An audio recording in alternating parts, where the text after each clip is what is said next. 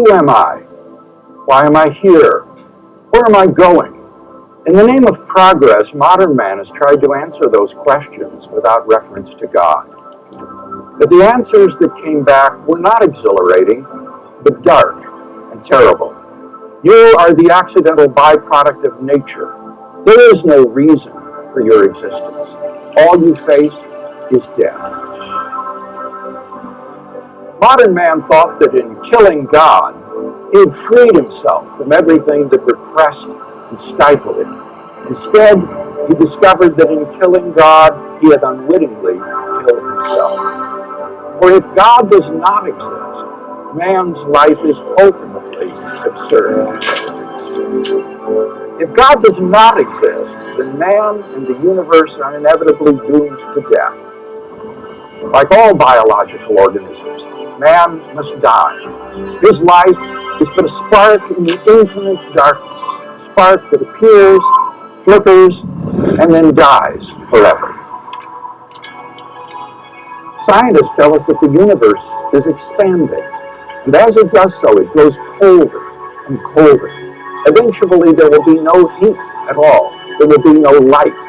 There will be no life. This is not science fiction. If God does not exist, then we are inevitably doomed to extinction.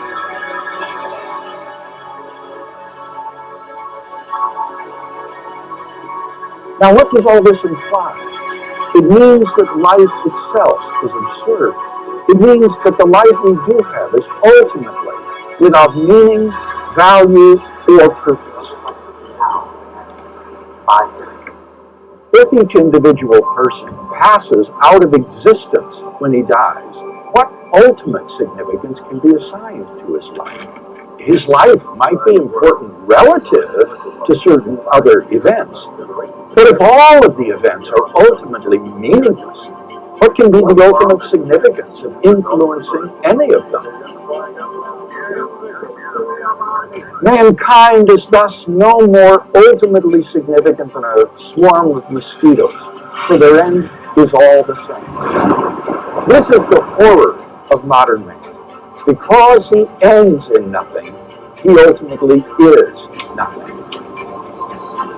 But it gets even more distressing. For if life ends in the grave, it makes no ultimate difference whether you live as Joseph Stalin or as a Mother Teresa. If your destiny is ultimately unrelated to your behavior, then you may as well just live as you please. Moral values are either just expressions of personal taste or else the byproducts of biological evolution and social conditioning. Who's to say whose values are right and whose are wrong? Now think of what that means. It means that it is impossible to condemn war, oppression, or crime as evil.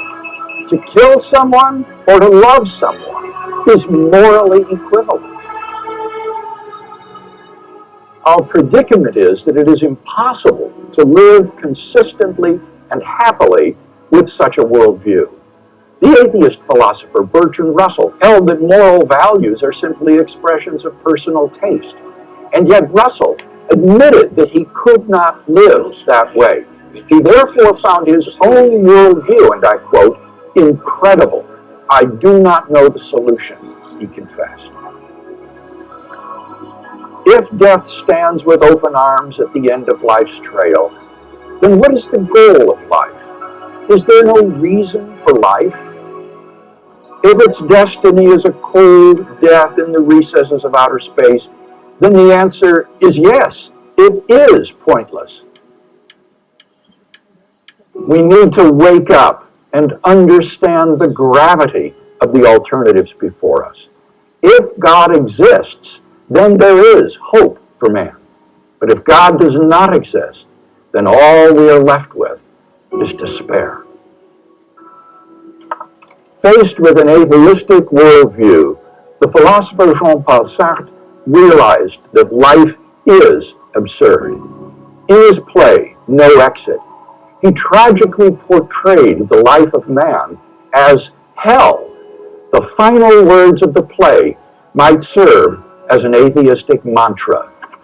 Well, let's get on with it.